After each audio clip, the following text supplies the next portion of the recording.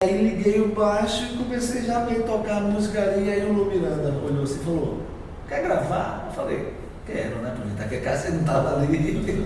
E aí comecei a gravar a música.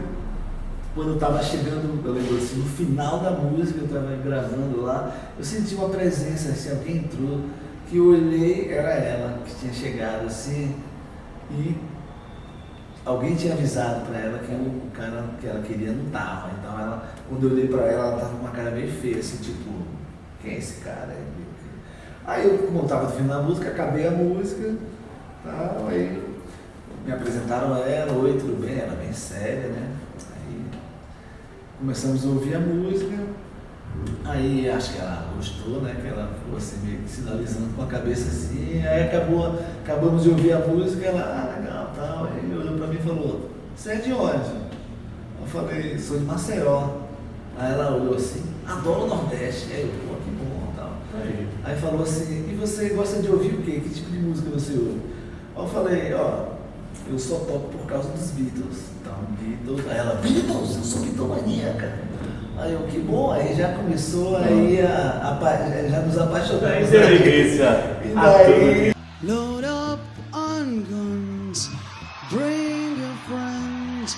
It's fun to lose and to pretend. She's overboard, self-assured.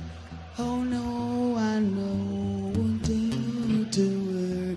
Hello, hello, hello, hello, hello, hello, hello, how low, hello, hello, hello, how low, hello, hello. With the lights out and the stage shows, here we are now, entertain us. I feel stupid, it's contagious. Here we are now, entertain us. I will lie now, I'll find out. I'm a skin out, by the feet out. Yeah. já via que a gente não estava num lugar normal, né? Estava num lugar especial. Até ter a história que a gente, quando começou a tocar Smells Like Teen Spirits, alguém me falou, reza a lenda, né, que o Dave Grohl estava dando uma cochilada no camarim e a namorada dele acordou ele para vir ver que estão cantando a música do Nirvana, vem ver essa versão. E ele foi lá e Essa versão é melhor que a minha. acho que aquela versão do Nirvana é clássica, né? Mas era uma versão da Cássia, era uma versão muito assim, chegava muito junto. E ele foi lá e viu e gostou do que viu, depois foi falar com a Cássia. A Cássia, inclusive, depois do show ela invadiu o palco, né? Que era aniversário do Dave Grohl. Na hora do show do Foo Fighters, ele estava lá e entrou aquela louca no palco. Você vê como era maluco. Foi um dia que todo mundo, foi um dia assim, atípico em nossas vidas. Foi aí que eu falei assim, Nando, tô com a Cássia lá, e eu notava que a Cássia, ela era muito tímida e ela não ficava à vontade com os produtores musicais que ela tinha.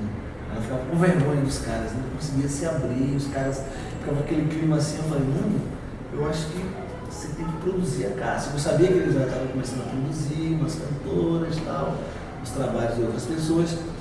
E aí eu falei, cara, por que você não produz a Cássia? Ele, pô, será? Você que uniu essa dupla também, ajudou a unir uma dupla. E aí eu chegava lá na Cássia clássica. e eu falava, Cássia, o Nando tem que te produzir. Fiz uma ponte ali, que deu certo. Descobrimos aí. E os dois, quando se juntaram, foi assim, perfeito, porque a Cássia ficava à vontade com o Nando e o Nando entendia o que a Cássia queria.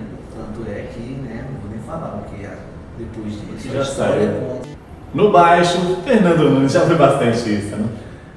Na verdade, de praxe, quando eu me apresento no palco é desse jeito. E hoje, no Felipe Francisco Entrevista, uma honra, um prazer imenso. Prazer também. Muito bom te receber aqui no nosso canal para falar sobre rock, sobre a história da vida. Você que, assim, um grande músico que está sempre acompanhado de grandes músicos também. Então, como foi? Como você é tão requisitado? O que tem Fernando Nunes para ser tão requisitado assim na cena do rock nacional? Eu acho que eu sou divertido na hora da van, na hora que a gente entra na van que vai pro show, aí as piadas dão certo. Tá sempre ali. Agora com o Zé Cabaleiro, né? Sim, já tô Sim, lá. agora não, bastante tempo já, claro. Eu tô há 17 anos com ele. 17 Foi anos. ele que me trouxe aqui pra São E Paulo. já rodou o Brasil, né? Contando desde o começo da carreira aí. Fala um pouco já pra deu uma gente. bela- Onde começou e agora parando em São Paulo. Bem, a história é um pouco longa, mas eu vou tentar resumir o máximo. Eu sou de Maceió, Alagoas. Até os 17 anos eu atuei em Maceió no cenário local, tocava em bandas de rock, com meu irmão tinha uma banda Odisseia, que a gente era considerado os Beatles de Maceió. Olha. Isso na adolescência. Comecei a tocar muito cedo, com 12 anos. E, resumindo, quando eu completei uns 16 anos, eu conheci um cara chamado Tony Augusto, um guitarrista lá, que ele já atuava na cena alagoana. E eu já ia assistir ele tocando nos bares, ele tinha uma banda lá que eu sempre era fã e assíduo dos shows e tal. E comecei a tocar com ele. Tony Augusto, ele tocava bem mais que eu, ele era mais velho que eu, e ele me ensinou, na verdade é como se ele me lapidou, né? Eu cheguei bem bruto lá, ele, vamos aqui, ele me ensinou. E ele me botou nos trabalhos assim, que foram importantes na minha vida. Um que foi bem o mais importante em termos dessa coisa de projeção, de eu sair de Maceió, foi onde tudo começou. Foi um cara chamado Carlos Moura, um artista alagoano que fez sucesso na década de 80 no Nordeste. A música dele cantava Minha Sereia, Maceió, cantava Maceió. E todo mundo lá no Nordeste, até hoje, quando eu vou para Paraíba, Pernambuco, todo mundo conhece essa música. Engraçado, marcou. Eu acho que tocou muito nos bares e até hoje eles tocam nos bares. É uma música super conhecida. Clássico. É um clássico nordestino. Eu entrei na banda do Carlos Moura. Até então eu tocava em bar, baile, coisas assim locais. Quando eu entrei na banda do Carlos Então, Moura, sempre foi música, né? sempre atuei como músico. A não ser, antes dos 12 anos eu dançava as danças folclóricas de Alagoas, mas isso é outro capítulo. Outro episódio. Outro episódio. Então, quando eu entrei na banda do Carlos Moura, que eu fiz a primeira turnê de tipo Maceió, Recife, João Pessoa, interior, isso mudando, aí eu falei, caramba, é isso que eu quero. Viajar, tocando, turnê, hotel, aí camarim, é isso que eu acho que todo músico, todo artista quer, né? Um básico para um artista sobreviver musicalmente nas suas carreiras, assim. E aí quando eu vi que eu estava nesse esquema que era um esquema profissional, eu falei, pô, é isso. E aí eu nunca mais voltei para Maceió. Cheguei em Salvador em 85, acho, por aí. E aí me apaixonei por Salvador, porque Salvador é no Brasil, mas parece que você está em outro país, né? Parece que você está num país, na África, você está em outro lugar, assim, a dança, as pessoas, o jeito a música, principalmente, quando eu vi aquela música assim, que parecia uma coisa do Caribe misturada com a africana, e eu vi uns baixistas tocando de um jeito que eu nunca sabia que existia aquela possibilidade de tocar daquele jeito. Falei, cara, quero morar aqui.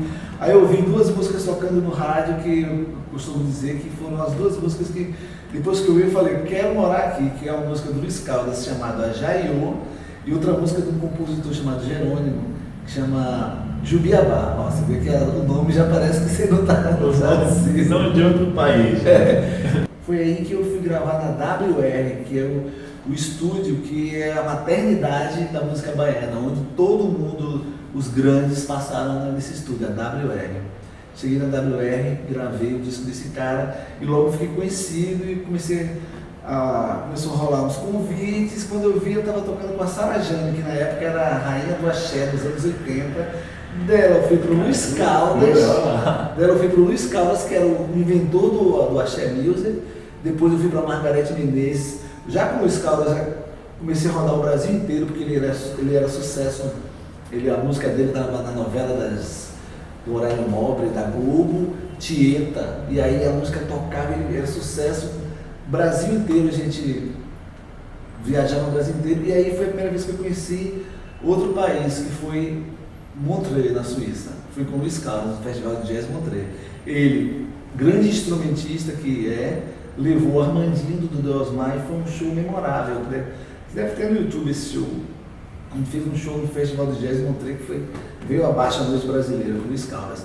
Do Luiz Caldas, eu fui para Margareth Menezes, que era uma outra cantora, uma cantora maravilhosa da Bahia, que na época tinha sido descoberta pelo David Byrne dos Talking Heads e estava em bombou no Brasil e lá fora. Eu entrei na banda dela e conheci a Europa inteira, eu viajei pela Europa. Aí você viu que em 3, 4 minutos a gente já tá fora do país, tá longe já. Estou editando aqui.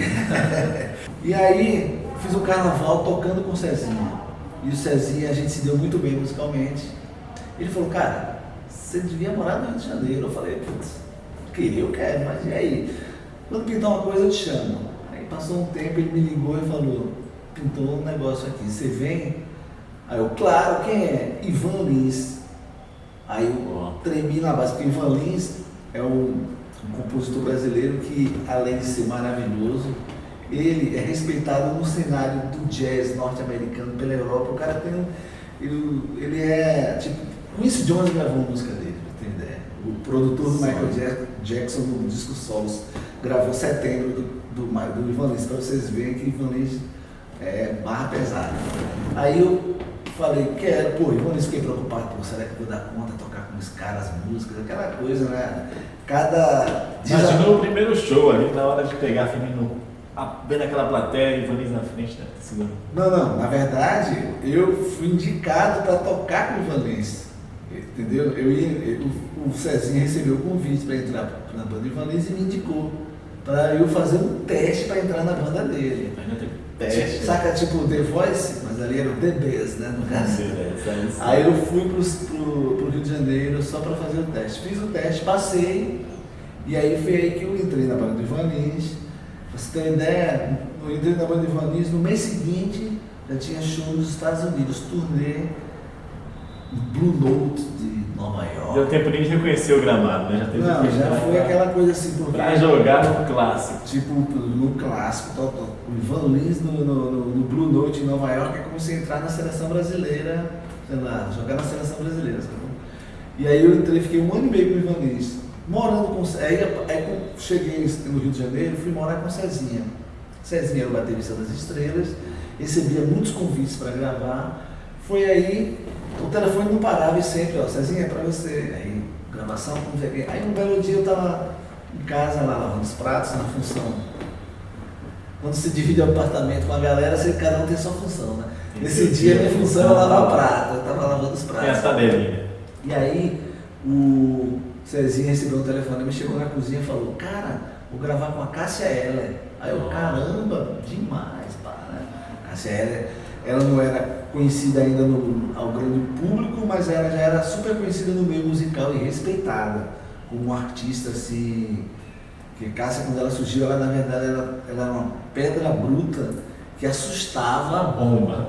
Tipo uma bomba que você falava, caramba, o que é isso? Que vinha aquela... Não tinha como ouvir e não parar. Assim, é como se ela não tivesse um controle, você ia, né? Então Cássia Eller já era super respeitada no meio artístico. Aí eu falei, pô, legal, né? Aí nessa noite, aí ele falou pra mim, estão procurando o baixista fulano de tal. Aí eu falei, pô, e aí? Parece que o cara tá pelo Nordeste aí, turnê, e naquela época não existia celular. Se você viajasse, Sumiu. E o cara tava subindo pelo Nordeste. Azar dele, né? O destino, né? Aquela coisa do destino, assim. E aí, à noite, a gente sempre saía para um bar que tinha no Rio chamado Jazz Mania, que era demais esse bar. Toda noite a gente passava no Jazz Mania. Quando eu cheguei no Jazz Mania, quem estava? O baixista. Tava lá. Aí a gente, opa, aí o Cezinha, vamos gravar, tava com a Cássia. Aí eu falei com ele, eu pensei, pô, não era pra ser, né? Ele falou, que o Cezinha falou, não estão achando o cara, falei que tava morando contigo, ele meio que me indicou ali, se não achassem o baixista, né? Eu fui indicado por ele, enfim. Aí a gente encontrou o cara, eu pensei, não vai rolar mais. E aí, vida que segue, passada uma semana eu tava de novo na minha função, lavando os pratos. E aí... O cantinho do Fernando Nunes como eu não sabia cozinhar na galera, eu lavava os pratos. Vai lá, não faz lá. E aí, um belo dia, Cezinha entra, eu tô lá lavando os pratos e ele, cara, fulano viajou de novo Sumiu no mundo. sumiu no mundo. Vai ser hoje de tarde a gravação, vai ser você. Caramba, aí eu peguei o baixo, fui nervosão, né? Pensando, caramba, como é que vai ser que eu consegui tocar? Cássia Eller, né? Caraca, né? Cheguei lá no estúdio do Gilberto Gil com Liminha nas nuvens, Jardim Botânico.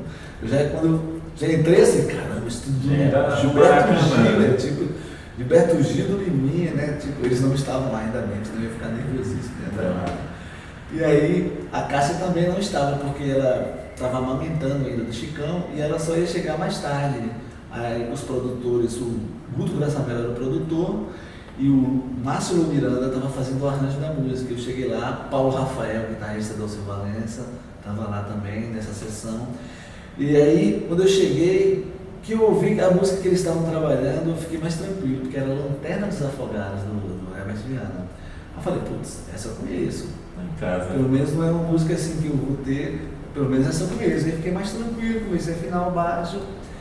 E aí liguei o baixo e comecei já a meio tocar a música ali. E aí o Lu Miranda olhou assim e falou, quer gravar? Eu falei, quero, né? Aproveitar que a Cássia não estava ali. E aí comecei a gravar a música. Quando estava chegando, eu lembro assim, no final da música, eu estava gravando lá, eu senti uma presença, assim, alguém entrou, que eu olhei, era ela que tinha chegado assim, e alguém tinha avisado para ela que o cara que ela queria não estava. Então ela, quando eu olhei para ela estava com uma cara meio feia, assim, tipo, quem é esse cara?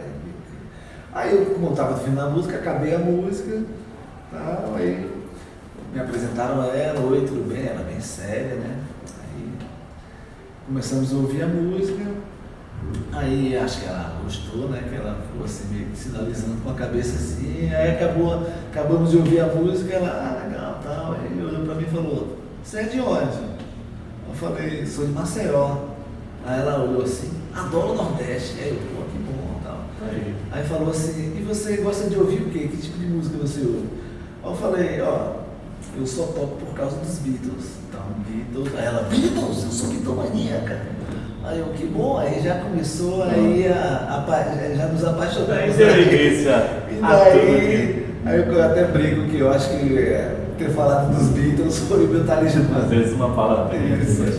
E aí eu gravei esse dia com ela, no segundo dia de gravação ela já me convidou para entrar para a banda, daí eu entrei no terceiro disco dela. Foi até o fim. Foi até o fim. Quando a gente entra, a gente nem sabe assim, bom, o que, é que vai acontecer com a vida da gente, né? Hoje, fazendo a retrospectiva, contando essa história para você, eu começo a visualizar, assim, ver assim, né? Como, né? Imagina uma loucura assim, incrível, você contando, só a gente ouvir já fica de uma maneira assim, extrema, imagina você contando e você que viveu tudo isso. Então fica passando filme aqui na cabeça, né? E ó, incrível a história com a Cássia, como iniciou, e assim, rapidamente surgiu uma sintonia que é incrível.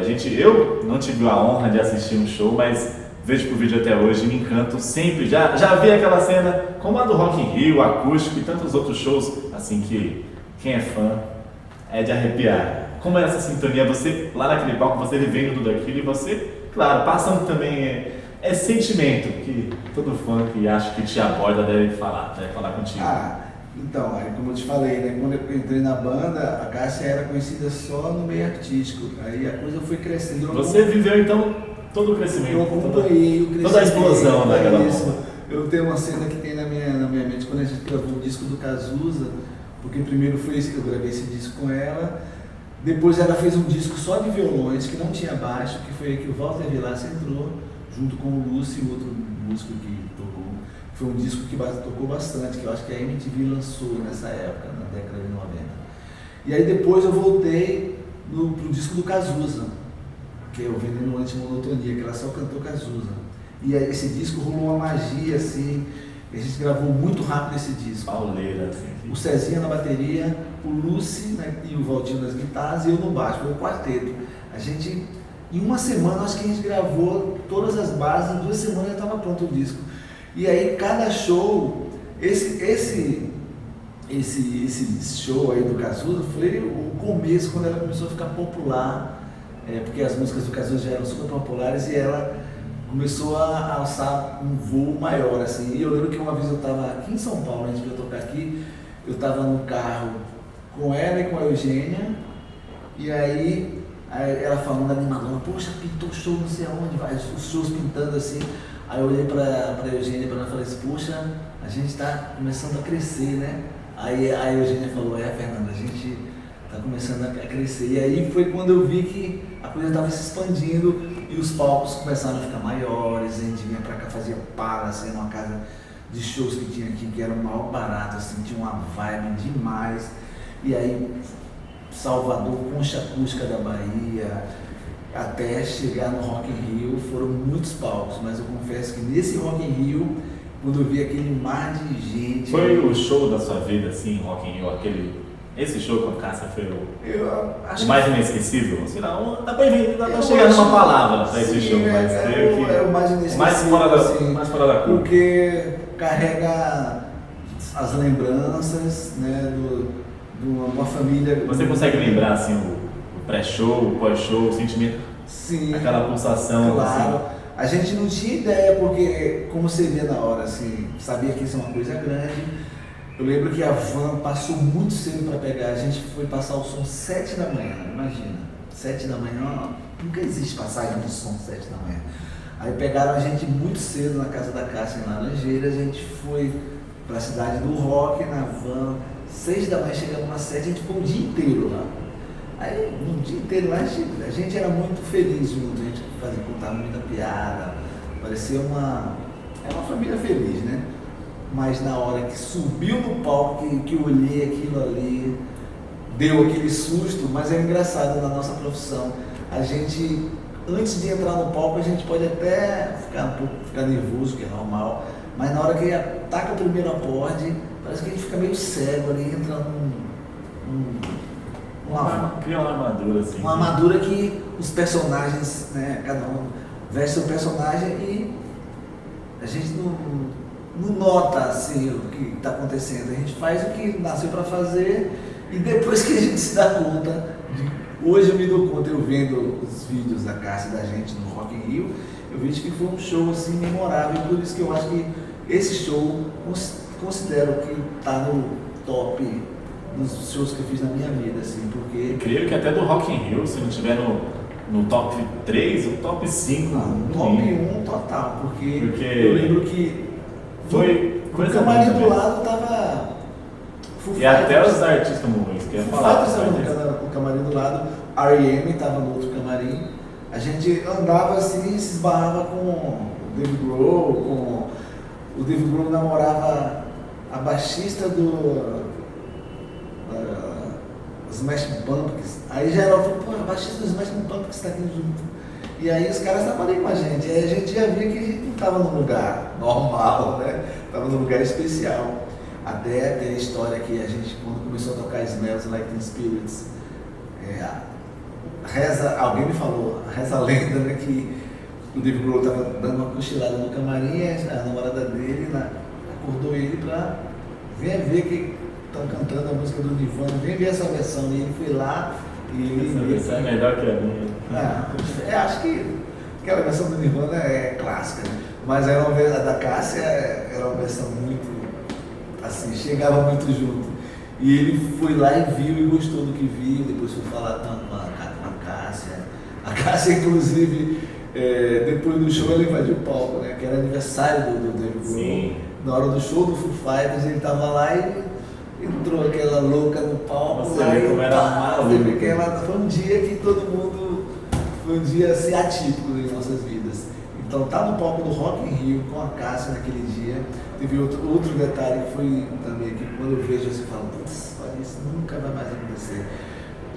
Cássia era em Nação Zumbi, no mesmo palco, as duas bandas, 2 baterias, 2 baixistas, 3 guitarristas. Então, a Cássia convidou não só o cantor do Nação Zumbi, do Peixe, né? Convidou a banda inteira para dividir uma música com a gente, né?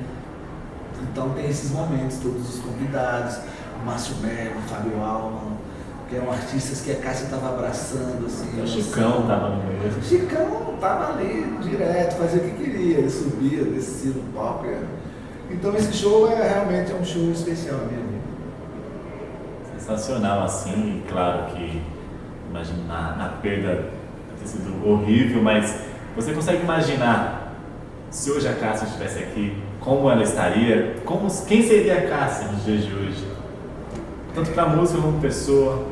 Eu acredito que ela era uma curiosa, uma estudante da música, ela estava sempre estudante, porque a Cássia não era uma cantora comum, ela era instrumentista também, não só do seu violão, ela tocava vários instrumentos. Quando eu chegava na casa dela, às vezes assim, ela estava tocando baixo, chegava lá, estava na bateria, chegava lá, estava no piano, estava no binimbau. Ela era muito instrumentista, curiosa, conhecia tudo, sabia a ficha técnica, quem gravou com quem, tudo. E eu imagino então, por isso que eu imagino que ela devia.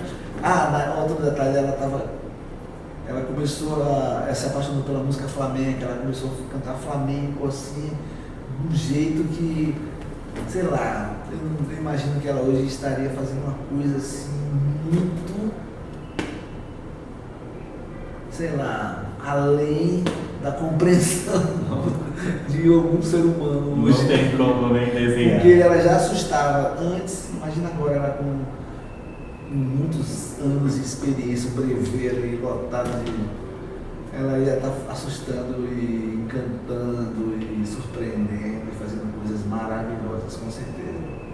Até ali ela já conseguiu ser um dos grandes nomes da música nacional.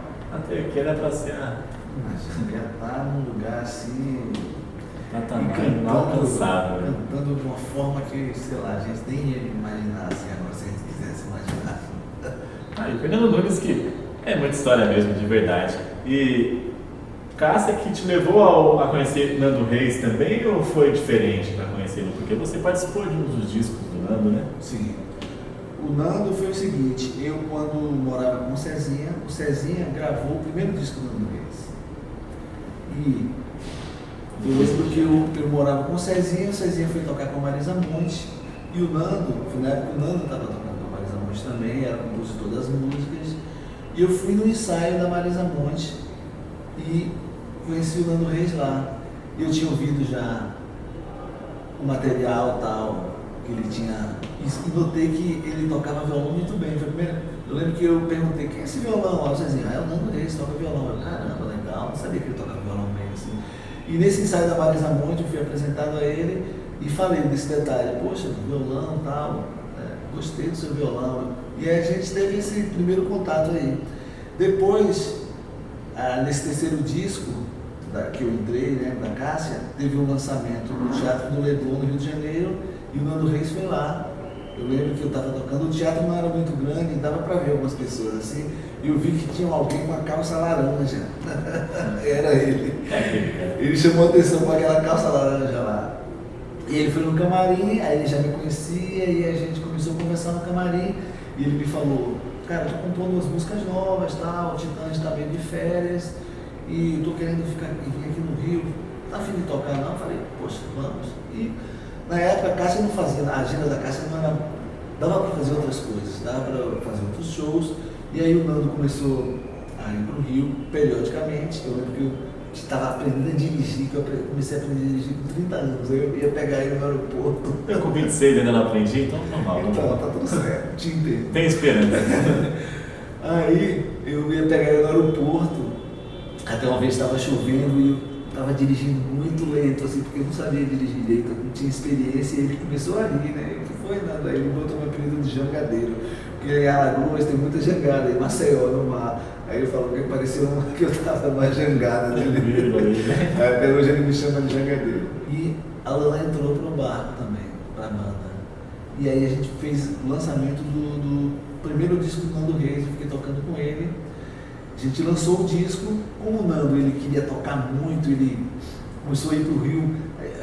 Essa banda teve vários formatos, né? Tinha um formato banda inteira, tinha um formato que era eu no baixolão, o Lana no carrom e o Nando no violão cantando. Esse formato a gente viajou muito, nós três.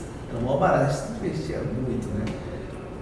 E aí, foi aí que eu falei assim, Nando, tô com a Cássia lá, e eu notava que a Cássia, ela era muito tímida, e ela não ficava à vontade com os produtores musicais que ela tinha. Ela ficava com vergonha dos caras, não conseguia se abrir, os caras ficavam aquele clima assim. Eu falei, Nando, eu acho acho que você tem que produzir a Cássia. Eu sabia que eles já estavam começando a produzir umas cantoras e tal, os trabalhos de outras pessoas. E aí eu falei, cara, por que você não produz a Cássia? Ele, pô, Você será? que uniu essa dupla também, ajudou a unir uma dupla. E aí eu chegava lá na Cássia clássica. e eu falava, Cássia, o Nando tem que te produzir. Fiz uma ponte ali, que deu certo. Descobrimos aí. E os dois, quando se juntaram, foi assim, perfeito, porque a Cássia ficava à vontade com o Nando e o Nando não entendia o que a Cássia queria. Tanto é que, né, não vou nem falar o que é depois disso. Já saiu. Sim. Só assistiu a Acústica MTV, versão de Relicário, com os dois cantando junto. Ou o Com Você Meu Mundo Ficaria Completo, que foi o primeiro disco que o Nando produziu, que foi um golaço. Aliás, só a letra dessa canção, parece que os dois cantaram muito lindo. E aí o Nando produziu Com Você Meu Mundo Ficaria Completo. E aí completou o mundo. Que já era de uma sintonia incrível, ficou ainda mais. E a gente imagina que viria depois, né? Porque existia planos de fazer um outro disco depois do Acústica MTV. E dá para contar também pra gente o processo, né, da gravação do segundo disco do Nando, que você participou, esse o Para Quando, que tem grandes clássicos, como você falou, os clássicos do Nando, e deve ter sido incrível, assim. Ah, foi demais. Para começar, eu lembro da primeira vez a gente estava na casa do Walter Vilaça, na Urca, no Rio de Janeiro, uma festinha lá, e o Nando chegou com uma cara meio assim, curiosa, assim, a gente conhecia, o Nando chegou com alguma novidade. Aquele olhar dele, assim, tipo assim, preciso falar com vocês. Aí ele chamou a gente e falou, vamos gravar o meu novo disco. Aí eu falei, pô, que legal, né? Mas quando ele falou, vai ser em Seattle. Aí eu falei, o quê? Em Seattle, na terra do grunge, né, do Nirvana. E aí, foi verdade mesmo. Logo, a coisa foi se encaminhando, e quando eu vi, a gente estava chegando em Seattle. Ficamos um mês lá, numa rotina que nas primeiras 2 semanas a gente só ensaiava. O baterista é o Barry Martin, que é da banda pioneira do grunge, né, do Scream Trees, um cara assim, importante para a cena. Sabia muito. Não, o cara, uma pegada de rock animal, né? O tecladista Alex Villey, que hoje está na banda até hoje com ele. E a gente conheceu essa galera toda lá. O produtor Jack Endino, produtor do Bleach, primeiro disco do Nirvana, né? E na primeira semana a gente acordava, passava para tomar café num lugar chamado Red Door, que era um lugar embaixo de uma ponte.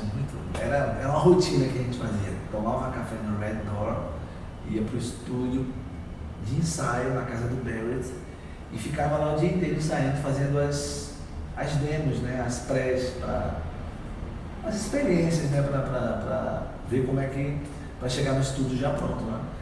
E legal que a gente, toda vez que a gente acabava, todo dia, a gente ia para um lugar chamado Crocodile, um bar que existe até hoje em Seattle.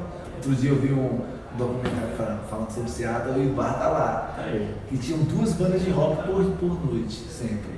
E 2 bandas, cada noite era uma banda mais louca que a outra. E o lugar era... Que Seattle é o seguinte, de manhã só tem velhinho andando e à noite só tem maluco, né? A gente chegava nesse Crocodile, a gente acabava o ensaio, jantava e ia para o Crocodile. E aí era cada dia era uma banda, eu pirava no cabeção. Ficamos nessa 2 semanas só pré-produzindo, e na terceira e quarta semana a gente mudou para o Ironwood, um estúdio lá, bem antigo, assim, bem emblemático lá de Seattle e tal. E também era a mesma rotina, chegava, passava no Red Door, tomava um café da manhã, ia para o estúdio com o Jack Endino e mandava ver, né? Numa dessas saídas para o Crocodile, teve um dia que tinha uma banda lá tocando, que o baixista era o guitarrista do R.E.M., Peter Buck, estava tocando baixo numa banda, lá, assim, um projeto deles, do R.E.M. E aí foi nesse dia que a gente ia lá e apresentaram o Nando para ele, e o Nando convidou ele para participar do disco. Tem 2 faixas que ele toca. E aí foi assim um mês em Seattle, Você, quando você viaja para um lugar, você chega no primeiro dia, no segundo dia você já estava, né? Já conheço aqui. Na terceira semana você já está local, né? E aí a gente, um mês em Seattle, já estava conhecendo tudo. O Barrett levava a gente para os lugares, para os bares, e todo mundo ficou sabendo que tinha uma galera do Brasil gravando lá, e com os músicos também de lá, o Barrett e o Alex.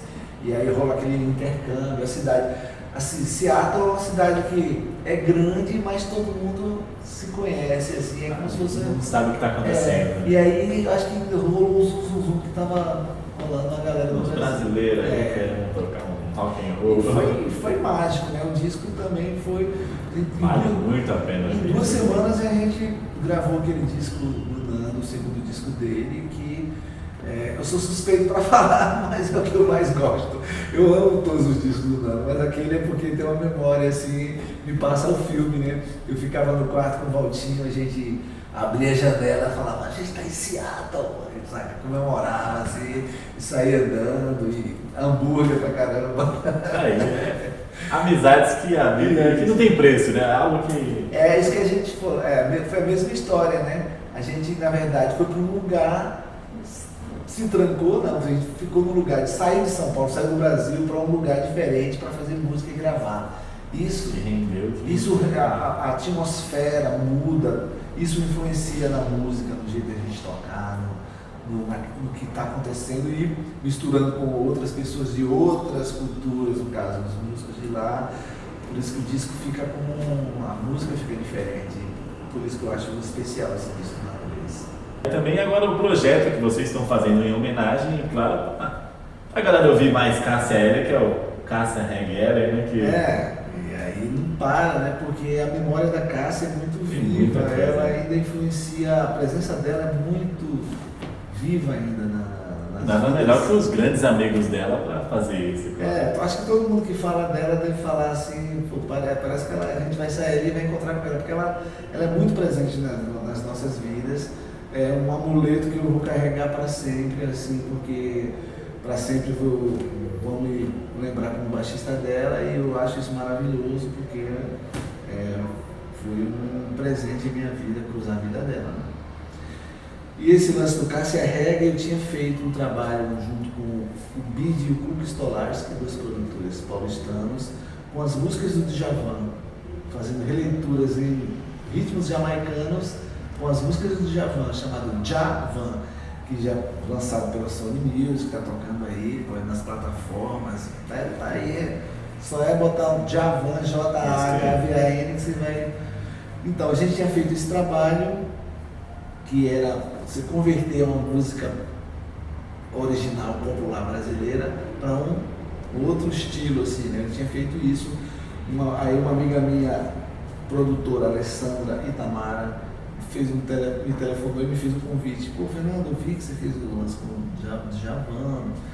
E eu trabalho com reggae também. Você não quer fazer com a Cássia, não? Com a música da Cássia? Aí eu falei, será? Deu aquela interrogação assim. Aí, tá bom, vamos ver. Aí fui no ABC, na sua terra, lá conhecer a banda do Dada Yuti, que é um cantor maravilhoso aqui paulistano, que inclusive gravou no Djavan também, Samurai. Fui lá conhecer os músicos, gostei da galera e me animei. Tá bom, vou fazer. Fui pra casa, a primeira música que eu testei foi Relicário. Putz, na hora que eu comecei a tocar, me empolguei.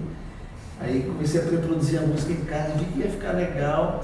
Aí eu me empolguei e fiz logo 3 da Cássia, que como eu tinha feito isso no Djavan, foi natural fazer essa conversão aí e assim foi divertido e prazeroso fazer isso com a música da Cássia, que música que eu toquei e toco, assim, é natural. Quando eu tocar uma música da Cássia, eu acho que você vai repertório quase todo, né? Assim, não dizer todo, mas a maioria tá no lugar na sua mente, você traz na hora. Memória muscular, inclusive, memória muscular. Pegou aqui, a música vai saindo. É automático. E aí eu fiz esses três arranjos e mandei pra galera da banda de reggae, Royal Reggae Band, né, a banda do Dada Yuti. Os caras, isso com o maior respeito, porque você entrar num terreno que você, tipo do reggae, que os caras têm um jeito peculiar de tocar, né? Mas como eles gostaram e acenaram que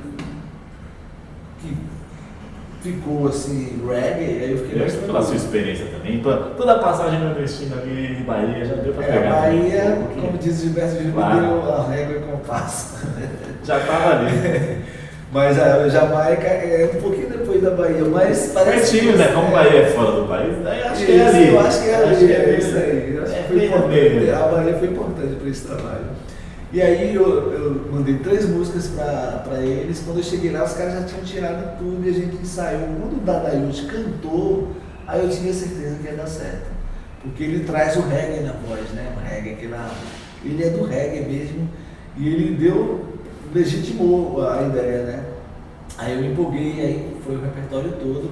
A gente lançou em São José dos Campos, que foi bom ter lançado assim, não lançado logo na capital, porque é muita responsa você já trabalha, você estrear em São Paulo, aí é muita responsa. Todo mundo quer ver. Então, não, e aí a gente estreou em São José dos Campos, foi legal, que eu vi que foi na véspera da Paulista. A gente tocou em São José dos Campos e no outro dia tocamos aqui na Avenida Paulista ali. E deu um público muito legal. Isso, de graça para todo mundo. Em São José dos Campos foi como se fosse um test drive para ver se ia ser legal. E vou te falar, rolou também, né? a mesma vibe que rolou em São José rolou na Paulista, porque eu acho que e vai rolar em todo lugar que for, porque quando a gente começou a tocar as músicas da Cássia, todo mundo começou a cantar e todo mundo começou a me emocionar, todo mundo se arrepiando, eu já fiquei emocionado. E eu via na Lanã, no rosto da Lanã e da Zélia, que é uma coisa. E a gente fez São José dos Campos, que foi o teste drive, chegou na Paulista e a gente comprovou que realmente é uma coisa forte. E tá aí, vai ter agora show em Sorocaba, já estão querendo levar pedidos para Belém, para Salvador. É uma coisa que. Se chegar na sua cidade ou próximo a ti, tem que ir, tem que conferir que. Vai valer muito a pena. É isso aí. Aí nasce um trabalho, mais um trabalho bonito, uma homenagem a essa grande. É como eu disse, com os amigos dela pra ali em casa. Sim. E tinha que ter a Lanã, né? Que a Lanã é Claro. minha irmã, que a gente tá Juntos desde sempre. Eu conheço a Lanã desde que eu morava na Bahia. Eu lembro que eu morava com esse batera, Tonho Batera, que estou com a Ivete, do começo da história. Tonho Batera dava aula de bateria. Muito bacana também.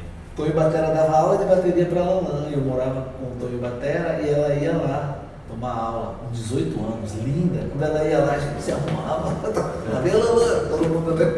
É perfume aqui. E aí, conheci a Lanã dessa época. Depois a gente ela foi pro Rio primeiro que eu, para tocar com a Elba. E eu fui para tocar com o Valdir, a gente se reencontrou lá e desgrudou nunca mais. Né? Até hoje estão no Cássia Reggae, é claro.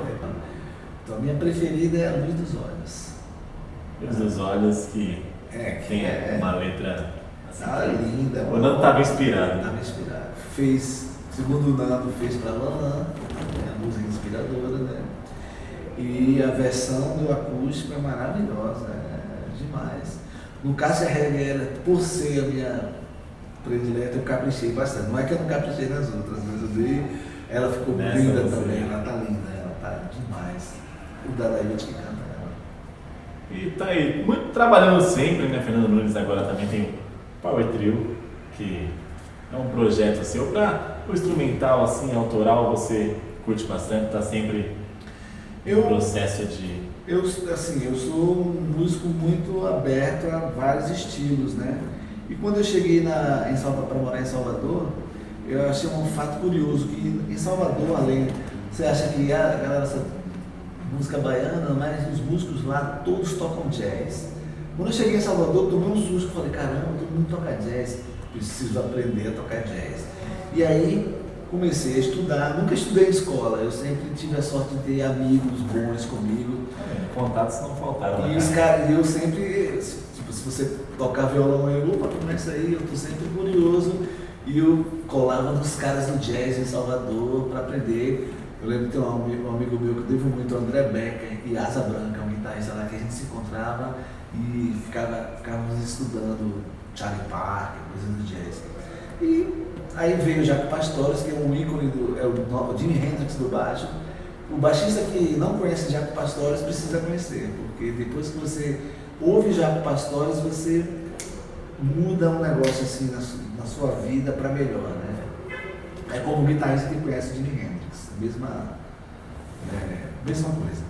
E aí eu sempre gostei de ouvir não só a música cantada, mas como só a música instrumental, a música pela música, sem letra também, porque a poesia vem nas melodias também, né? E eu sempre gostei de estudar o instrumento, mas a minha carreira foi como sideman, né? Acompanhando os artistas, que eu agradeço todos os dias, porque Os nomes não faltaram. e cada artista que eu toquei, que toco, eu aprendo muito, né? No caso, o Ivan Lins, harmonia, acordes, aprendi mais. Luiz Caldas, ritmo, na Bahia, os ritmos, né? Aprendi muito ritmo. E aí com o tempo, eu sempre toquei para as outras pessoas, e comecei a matutar comigo, poxa, porque eu toco com todo mundo, porque eu não faço uma coisa minha. E eu sou de Maceió, toda vez que eu vou em Maceió, todo mundo me conhece e tal. Eu juntei esse meu amigo Tony, que é o meu mentor musical no começo da minha história. Tony, vamos fazer um som, quero fazer um som, você quer ser meu guitarrista? Você quer meu mestre? Aí chamei o Tony e eu comecei a montar uma coisa, um show, a partir da minha história musical mesmo, assim, eu que sou do Nordeste, Alagoas, e vim, morei na Bahia e no Rio, comecei a juntar todas as peças, memórias musicais, as coisas que eu aprendi, e comecei a construir um repertório. Toda vez que eu ia para Maceió, eu fazia um show lá, meio que não divulgava, só fazia lá mesmo, como se fosse um laboratório para o que eu tenho hoje. Eu lembro que o meu baterista na época, o Alisson Paes, lá de Maceió, tinha um baterista de lá, e aí eu juntava com o Alisson e o Tony e a gente fazia show pelos bares. E foi aí que eu fui vendo essa música legal, fui escolhendo as coisas. Eu lembro que no musical da Cássia Eller, teve o musical da Cássia Eller em Maceió, e eu estrategicamente marquei um show depois do musical. Tipo, a peça acabava às 10h30, meu show era às 11h. Aí eu levei todo mundo no musical pro meu show. E aí eu via que tinha músicas, aí era a galera do Rio de Janeiro, né? Aí eu comecei a testar, porque em Maceió todo mundo gosta de mim, aí eu comecei a ficar sem referência, assim, a galera tava gostando mesmo, ou se tava gostando, Fernando, né? Tipo, né? Ele gosta dele, né? Ele me fazer, tipo isso.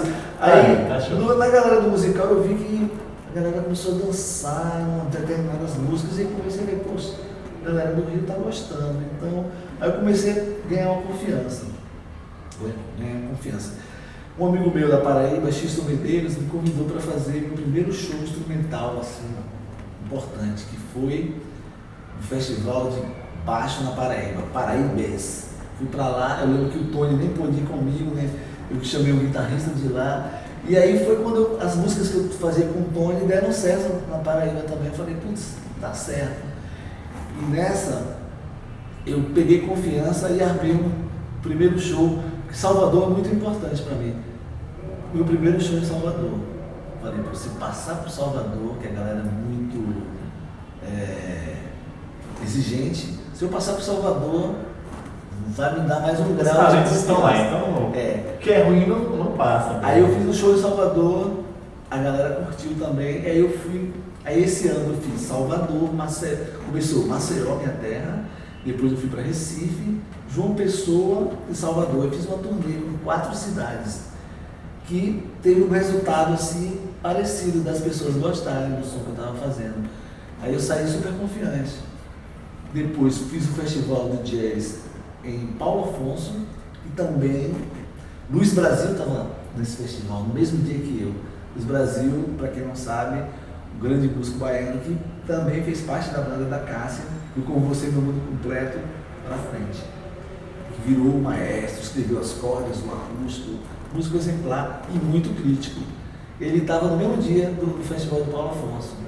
E quando eu fui fazer meu show, antes do meu show foi Davi Moraes com Luciano Magno, um guitarrista de lá de Paulo Afonso, muito bom. E aí Davi Moraes, eu falei, cara, eu tô ferrado, né? Depois de Davi Moraes, Luiz Brasil tinha feito antes. Falou, vou tocar depois de Luiz Brasil, Davi Moraes e Luciano Maia, tô frito. Aí fiz o meu show e Luiz Brasil estava na frente, eu lembro de tocando, via Luiz Brasil e ficava pensando, caramba, quando acabar o show Luiz Brasil vai me trucidar. Para minha surpresa, quando eu saí, encontrei o Luiz Brasil e ele falou, cara, seu show foi muito bom. É mesmo, Luiz. E o Luiz não mente, né? O Luiz não alisa a cabeça. Se ele fosse ruim, ele ia falar, cara, seu show tá ruim. Mas ele falou, aí eu fiquei mais confiante ainda. E esse ano, agora no começo de outubro, trouxe o show pela primeira vez aqui para São Paulo. Fiz 5 shows aqui em São Paulo. E minha confiança está aumentando, quero mais, A resposta é positiva? É positiva, eu estou indo, já estou traçando a minha nova turnê nordestina agora em janeiro de 2020, que já temos alguns shows confirmados, depois eu vou soltar aí para acompanhar. E é fácil de achar na internet também, né? Fernando Nunes Bez é o nome do meu canal de YouTube, @Fernando Nunes no Instagram, e aí tem tudo isso que eu estou falando, eu acho que eu falo, muita coisa que eu estou falando aqui, tem no meu canal do YouTube. E outros assuntos também que você E outros assuntos também. Eu tô sempre lá e eu curto bastante. Isso aí. E aí agora eu tô nessa empreitada de fazer o meu som. Eu ainda não gravei meu primeiro disco. Nunca é tarde, eu tô ainda maturando essas músicas. Eu acho que logo vai sair, porque como eu já estou muito confiante, então daqui a pouco eu vou ter essa confiança para entrar no estúdio. Talento, vontade, história, não é muito tá ficando mais natural tocar o meu som agora. Depois dessa minha passagem no São Paulo, eu tô gostando mais da ideia de fazer um disco. Legal, que bacana. E comenta um pouco também da história com o Zé Cabaleiro, né? Que um grande nome da música nacional, mais um, tá sempre bem acompanhado, impressionante. O Zé Cabaleiro foi... Vou pegar um pouco aqui de boa companhia. O Zé Cabaleiro, a primeira vez que eu vi o Zé Cabaleiro pessoalmente, no Rio de Janeiro, eu ia fazer um show com a Cássia, no ATL Hall, um festival de alguma rádio, não lembro qual, que tinham várias atrações. Eu estava com a Cássia e o Zé Cabaleiro estava fazendo show, ia fazer o show, ele estava passando o som do disco Líricas, que foi um disco anterior que eu entrei. Então eu cruzei com ele no disco antes, entendeu? De Volta para o Futuro, aquele filme. Né? Aí eu lembro que o que me lembro, que foi curioso, que eu estava nos bastidores do Ateliê Hall e eu vi a música do Led Zeppelin, Cachemire. A intro, né? Aí o Led Zeppelin, quando eu cheguei lá para assistir, era o Zé Cabaleiro usando a introdução de Cachemire para uma música dele. Eu falei, pô, esse cara aí é ousado, né? Aí, depois que a Cássia se foi, ele me convidou para gravar 2 músicas no disco dele, por intermédio do Jong, é um produtor gaúcho que mora no Rio de Janeiro. O Jong me convidou, Fernando, eu vou produzir 2 músicas do Zé Cabaleiro, e o Zé Cabaleiro citou o seu nome, eu quero que você faça também. Os 2 me convidaram, na verdade. Eu fui lá, eu lembro que o Zeca não foi nessa gravação, ele não pôde por alguma razão, e eu gravei junto com o Jong, só como produtor. Gravei e fui embora. 2 semanas depois, estava eu andando na rua, naquele ano de luto, né, triste, com a morte da Cássia, andando pela rua, chutando lata, tristão, e viu aquela ligação, aquele 011, né, no celular, já existia o celular. Já. Aí eu olhei assim, 011, e atendi, aí aquela voz assim, alô Fernando, aqui é o Zé Cabaleiro. Aí eu, Zé Cabaleiro, oh, que legal. Aí ele, eu vi os baixos que você gravou lá e tal, e gostei muito, oh, que legal tal. Aí ele, sem cerimônia nenhuma, assim, mandou, quer entrar pra minha banda? Aí eu falei, claro. Eu já conhecia ele, já sabia que ele já era um artista assim, já consagrado na música brasileira, né? Eu já conhecia, já ouvia tocar, né? Já tinha, inclusive, assistido um show dele junto com a Cássia, no Rio de Janeiro, que eu fiquei maravilhado com aquela coisa que ele mistura o Nordeste, fazendo essas misturas importantes. A música do Led Zeppelin com uma coisa, ele tem essa sacada, ele é o rei do trocadilho, pega uma coisa da mistura, né? E um poeta, e um craque, cantor de de voz cheia. Aí nesse mesmo dia que ele me convidou, falou, estou aqui no Rio de Janeiro, vamos conhecer hoje de noite, vai na casa da produtora, uma produtora que a gente vai fazer uma audição do disco que você gravou. Quando eu cheguei à noite lá no Jardim Botânico, que ele foi me atender, toquei, que ele foi me atender na porta, que a gente topou a mão, que olhou um pro outro, já deu aquela, já bateu o santo, assim, sabe? E aí, na semana seguinte, já estava em São Paulo para conhecer a banda que eu ia tocar. Fiquei um ano ainda morando no Rio e vindo para São Paulo para ensaiar. E foi aí que, quando acabou a turnê, ele olhou para mim e falou, pô, quero tocar mais contigo. E aí, vai ficar no Rio? Ele veio morar em São Paulo. Eu falei, vou fazer um teste. Esse teste já tem 16 anos. Testando por um longo tempo, nem vai render muito E o mais. Zé Cabaleiro é um cara muito fértil, compõe muito. A gente tem ele é um produtor também musical, que tem umas. E a banda já que está hoje, já está mais de 10 anos com ele, a gente tem uma sintonia também. Ele me lembra muito a Cássia, aquela coisa da família, de estar todo mundo ali. Juntos, amigos e. Junto, a mesa cheia, todo mundo ali. Isso aí é legal. É uma boa tática para inspirar. Acho que Eu acho os que grandes artistas devem ter. É isso aí, devem fazer isso. Tá sempre família.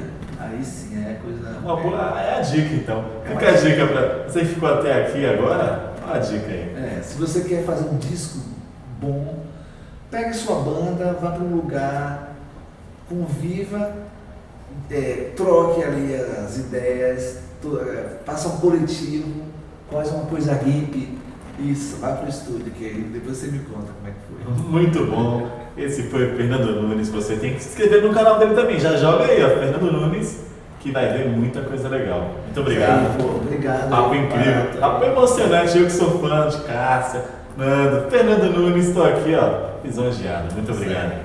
Valeu. Obrigado.